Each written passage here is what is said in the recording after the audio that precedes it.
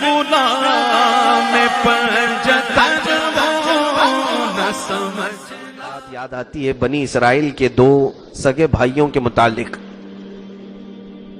دو سگے بھائی تھے، اس میں سے ایک کافر تھا، ایک ایمان والا تھا. ایک اللہ کی عبادت کرتا تھا صبح شام، اور دوسرا تھا کہ وہ بتوں کی پوجا کرتا تھا. لیکن دونوں کے مال میں بڑا فرق تھا. یہ بہت عبرت والی چیز ہے. دونوں مچھلیاں پکڑنے کا کام کرتے تھے. مچھلیاں پکڑنے کے لیے جب سمندر میں جال ڈالتے، اس کافر کی جال میں سینکڑوں مچھلیاں آتی تھی، اور اس مومن کی جال میں ایک یا دو مچھلیاں آتی تھی. کبھی جال میں مچھلی نہیں آتی. وہی دو مچھلی لے کر کے شام میں بیچ کر گھر آتا تو کبھی 1 درہم ملتا تھا، کبھی آدھا درہم ملتا، اور اس کے ہاں سینکڑوں درہم. گھر بھی عالی شان، اور اس کے ہاں کھانوں کے طرح طرح طبق سجتے تھے، اور یہ فاقہ کشی میں زندگی گزارتا تھا. ایمان والا تھا. بہت سارے لوگ کہتے ہیں نا، ہم تو نماز پڑھتے ہیں پھر بھی ہمارے پاس کچھ بھی نہیں ہے. کیا تم نماز کچھ بھی حاصل کرنے کے لیے پڑھتے ہو یا اللہ کی رضا کے لیے پڑھتے ہو؟ اگر تمہارے دل میں یہ ہے کہ میں نماز اس لیے پڑھ رہا ہوں کہ مالدار ہو جاؤں، تو پھر تم تو سودا کرنے کے لیے آ رہے ہو. عزیزان گرامی، رب تبارک و تعالیٰ دے تو بھی اس کے لیے سجدہ ہے، نہ دے تو بھی اسی کی عبادت ہے. ہم نے کہا لا الہ الا اللہ، اللہ کے سوا کوئی معبود نہیں. اب وہ مومن روزانہ کی یہ کیفیت دیکھتا رہا. اس کی بیوی نے ایک دن دیکھا اپنے یعنی شوہر کے بھائی کی عورت کو پورے زیور میں ملبوس اور عمدہ لباس پہنی ہوئی، وہ اپنے گھر کے باغیچے میں ٹہل رہی تھی. اس کو بڑی حسرت ہوئی، اور اس کے جسم پر پھٹے پرانے کپڑے تھے، کچھ بھی نہیں تھا.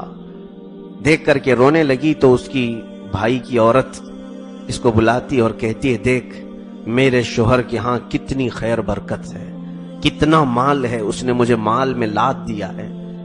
جا تیرے شوہر سے بھی کہہ کہ وہ بھی میرے شوہر کے خدا کی ہی عبادت کرے. تیرا شوہر کسی نہ دکھنے والے خدا کی عبادت کرتا ہے، میرا شوہر جن بتوں کی عبادت کرتا ہے انہی بتوں کے سامنے تو بھی جھک، اور تیرے شوہر کو بھی کہے، دیکھ تیرے گھر میں بھی ایسی ہی مال کی بہت زیادہ فراوانی ہوگی. وہ آئی. شام میں جب مومن شوہر اس کا آیا، اس سے کہنے لگی کہ اب یہ فاقہ کشی مجھ سے نہیں ہو سکتی، برداشت نہیں ہو پائے گی.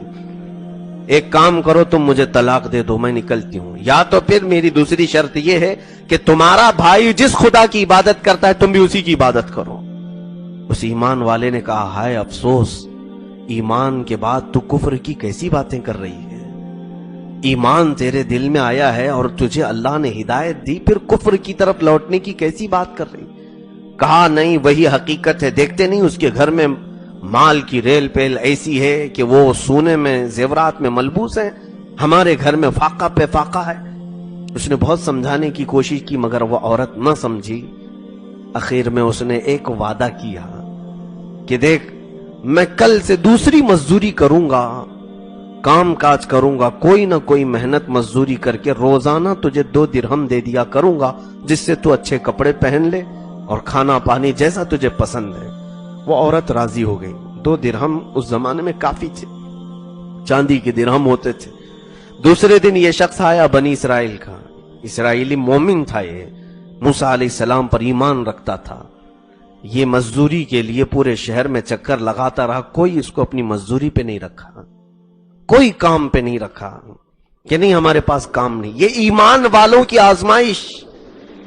جب کوئی حلال کھانا چاہے تو وہ سخت ترین لمحات سے بھی گزارا جاتا ہے، اور جتنا صبر کرو گے اتنے مقامات بلند ہوتے جائیں گے. یہ ڈھونڈتا رہا، مزدوری کہیں نہیں ملی. ایسے حالات ہم میں سے بہتوں کے ساتھ ہوتے ہیں میرے عزیزوں. ہم نے دیکھا ہے کچھ بچے حرام چھوڑ کر کے آئے، نہیں ہمیں حرام نہیں کھانا ہے، نہ یہ حرام کمانا ہے، تو آئے نمازوں کی پابندی کرنے لگے، سنتوں پر اپنانے لگے. تو جیسے ہی ان کے اندر یہ تبدیلی آئی تو پھر کسی کمپنی نے انہیں جاب بھی نہیں دیا. وہ ادھر ادھر گھومتے رہے. پھر ہمارے پاس آئے، کہا کہ ہم نمازوں کی پابندی کر رہے ہیں آپ کے کہنے سے، داڑھی رکھ لیا لیکن اب کہیں جاب ہی نہیں ملتی. میرے عزیزو، یہی تمہارے صبر کے لمحات ہیں، یہی تمہاری آزمائش کا وقت ہے. تھوڑے دن اور برداشت کر لے جاؤ، پھر میرے مولا کے جو انعامات ہیں وہ تم سنبھال بھی نہیں پاؤ گے۔ وہ مومن ڈھونڈتا رہا لیکن مزدوری کہیں نہیں ملی۔ وہ تھک ہار کر کے آیا، عبادت کرنے لگا، وقت گزارا دوپہر سے شام تک، پھر اپنے گھر واپس آیا، بیوی سے کہا کہ ٹھیک ہے میں مزدوری کے لیے نکلا ہوں اور مجھے مزدوری مل گئی۔ اس نے کہا کہاں ملی ہے؟ کہا بادشاہ کے محل میں مل گئی ہے۔ کہا پھر اجرت؟ کہا بادشاہ نے کہا 30 دن کے بعد دوں گا، تنخواہ تو 30 دن بعد ملتی ہے، 30 دن کے بعد اجرت دوں گا۔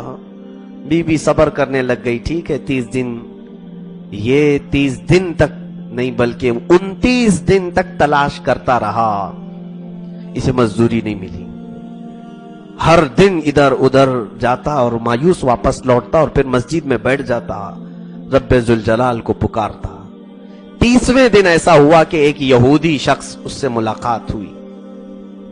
وہ بڑھئی کا کام کرتا تھا، لکڑیوں کا کام۔ اس بندے نے کہا اس یہودی سے کہ تو دیکھنے میں بڑا اچھا انسان لگتا ہے، کیا تو مجھے مزدوری پہ رکھ لے گا؟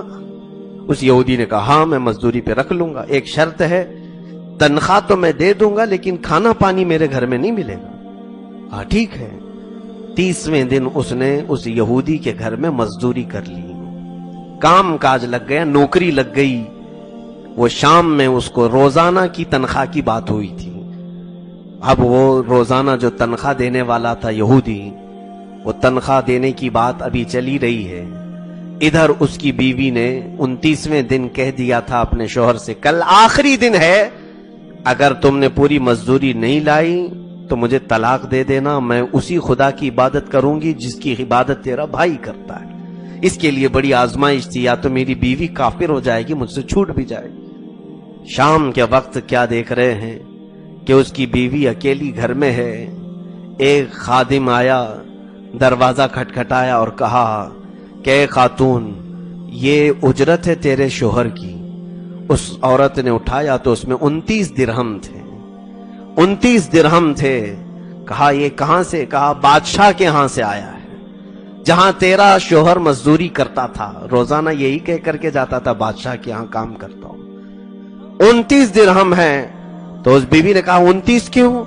کہا اس لیے کہ تیرا شوہر ہمارے بادشاہ کے پاس 29 دن کام کیا، آج اس نے دوسری جگہ نوکری کر لی، آج ہمارے ہاں ہوتا تو آج 30 پورے اسے دیے جاتے۔ اس کی بیوی نے لے لیا، اور جیسے ہی اس کا شوہر آدھا درہم لے کر کے یہودی کے پاس آیا، اس عورت نے کیا کیا تھا، اس میں سے 1 درہم لے کر بازار گئی تھی۔ الگ قسم کے درہم لگ رہے تھے، 1 درہم لے کر کے وہ بازار گئی۔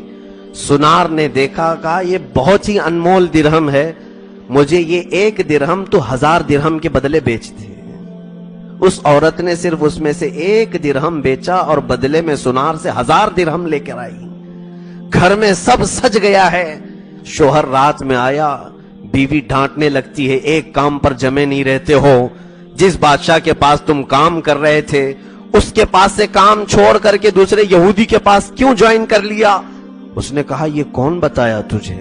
کہا اسی بادشاہ کے پاس سے ایک خادم آیا تھا جہاں تم مزدوری کرتے تھے، اس نے 29 درہم دیے جس میں سے 1 درہم کی قیمت 1000 کے برابر ہے، اور تم نے آج سنا ہے کہ نوکری دوسری طرف کر لی۔ یہ چیخ مار کر کے بے ہوش ہو گیا اور کہا میرا مولا صبر کا امتحان لیتا ہے اور پھر جب عطا کرتا ہے تو بے حساب عطا کرتا ہے۔ میرے عزیزو، یہاں پر رب ذوالجلال آزمائشوں میں ڈالے گا ضرور، تمہارے ایمان کا